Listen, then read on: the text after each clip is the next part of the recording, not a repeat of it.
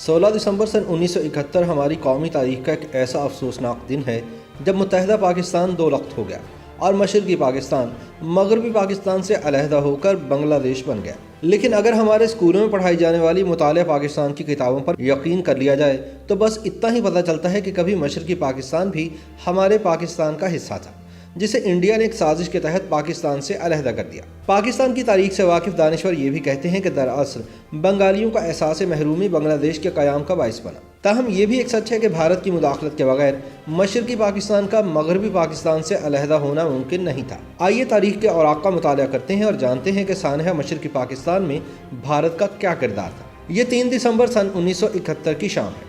India کے اس وقت کے آرمی چیف جنرل سیم منیکشا کی ٹیلی فون کال انڈین فوج کے مشرقی کمان کے chief of staff lieutenant general Jack Jacob کو موصول ہوتی ہے۔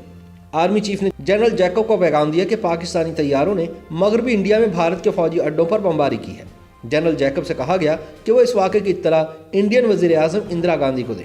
وزیر اعظم اندرا گاندھی اس وقت کلکتہ کے دورے پر تھیں اور راج بھون میں ٹھہری ہوئی تھیں۔ انڈین فوج کو اس خبر پر بالکل بھی تشویش نہیں ہوئی کہ پاکستان نے انڈیا پر فضائی حملے کیے ہیں۔ دراصل وہ اسی نوعیت کی کسی خبر کا بے صبری سے انتظار کر رہی تھی۔ جنرل جیکب نے اپنی کتاب سرنڈر ایٹ ڈھاکہ میں لکھا ہے کہ اروڑا یعنی جگجیت سنگھ اروڑا بہت خوش تھے۔ انہوں نے اپنے ADC سے کہا کہ میس سے وسکی کی ایک بوتل لے آ۔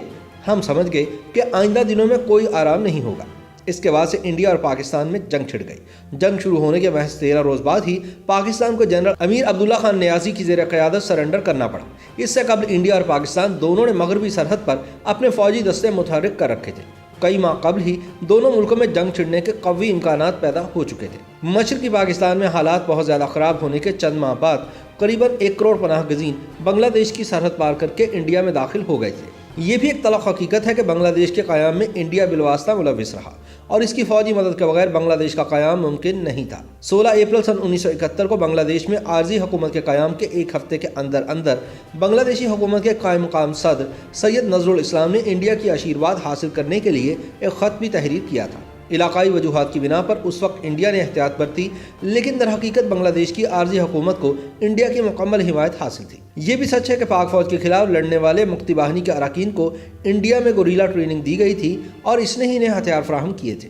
دوسری جانب انڈیا نے 1 کروڑ بنگلہ دیشی پناہ گزینوں کو جگہ دی تھی جو جان بچانے کے لیے وہاں سے بھاگے تھے۔ انڈین وزیر اعظم اندرا گاندھی نے جون سن 1971 میں ہی دنیا بھر کے مختلف ممالک کا دورہ شروع کر دیا تاکہ پاکستانی فوج کی جانب سے مشرقی پاکستان میں کیے گئے مبینہ قتل عام کے بارے میں دنیا کو بتا سکے۔ انہوں نے متعدد حکومتوں کے سربراہان کو بتایا کہ مشرقی پاکستان میں کیا ہو رہا ہے اور اس سے انڈیا کو کس طرح نقصان پہنچ رہا ہے۔ انہی دوروں کی مدد سے اندرا گاندھی نے مشرقی پاکستان میں فوجی مداخلت کی بنیاد بھی رکھی۔ 24 مارچ سن 1971 کو لوک سبھا سے مخاطب ہوتے ہوئے اندرا گاندھی نے بتایا کہ جس بات کو پاکستان کا اندرونی مسئلہ قرار دیا جا رہا ہے وہ انڈیا کا بھی اندرونی مسئلہ بن چکا ہے۔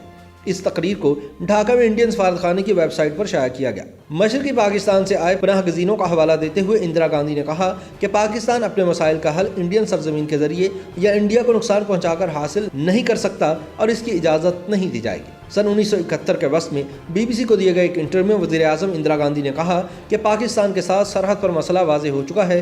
جب اندرا گاندھی سے پوچھا گیا کہ آیا وہ پاکستان پر حملہ کرنے جا رہی ہیں تو ان کا جواب تھا کہ مجھے امید ہے انڈیا ایسا نہیں کرے گا۔ اندرا گاندھی نے کہا کہ پاکستان پہلے جیسا نہیں رہے گا۔ انہوں نے کہا کہ جو کچھ ہمسایہ ملک میں ہو رہا ہے اس پر انڈیا اپنی آنکھیں بند نہیں کر سکتا۔ پاکستانی حکومت کو ہمیشہ سے خدشہ رہا تھا کہ انڈیا مشرقی پاکستان میں کسی بھی وقت فوجی مداخلت کر سکتا ہے۔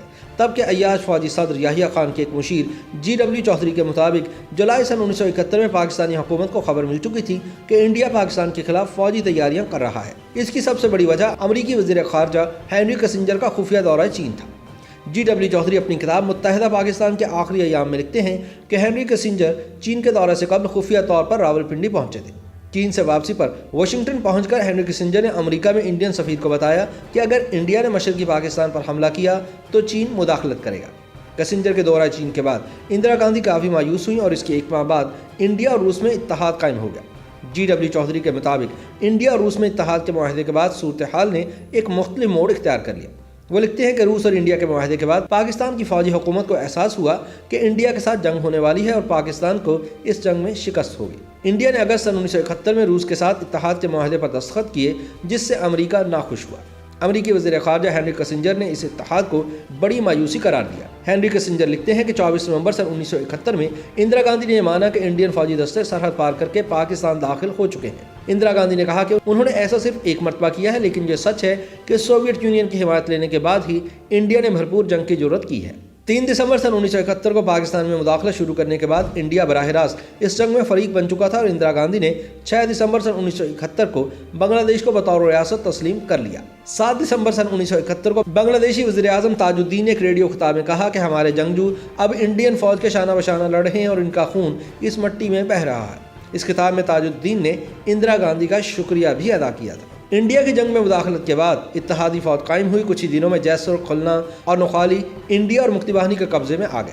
अब जंग में पाकिस्तानी फोर्सेस की शिकस्त किसी भी वक्त हो सकती थी। इत्तेहादी फौज 14 दिसंबर तक ढाका पहुंच गई और पाकिस्तानी फौज का मोराल जनरल अब्दुल्ला खान नियाजी की ज़ेर क़यादत ज़मीन बोस हो गया। इस जंग में जैसे जैसे पेशरफ्त होती रही, वैसे वैसे पाकिस्तानी फौज के अफसरान के बीच राब्ता खत्म होता गया। इसीलिए सन 1971 की जंग पर पाक फौज के सीनियर अफसरान की लिखी गई किताबों में हर कोई दूसरे पर इल्ज़ाम लगाता नजर आता है। सन 1971 में लेफ्टिनेंट जनरल गुल हसन खान पाकिस्तानी फौज के चीफ ऑफ जनरल स्टाफ थे, लेकिन तमाम फैसला साजी जनरल याहिया खान कर रहे थे। गुल हसन के मुताबिक इंडिया से जंग शुरू होने से कुछ माह कबल ही फौज का हेडक्वार्टर बज़ाहिर गैर मौसर हो चुका था। वो अपनी किताब में सन 1971 की जंग से जुड़े वाक़यात मेमोरीज ऑफ गुल हसन खान में लिखते हैं कि जनरल AK नियाज़ी की फ़हम में भी नहीं था कि इंडिया बराह रास्त पाकिस्तान पर हमला कर देगा। मुझे नहीं मालूम कि उन्हें इस बात की तसल्ली किसने दी थी। इसी तरह मेजर जनरल राव फरमान अली खान ने लिखा कि पाक फौज के अफसरान जंगी हिकमत अमली के बारे में कितने लाइल्म थे।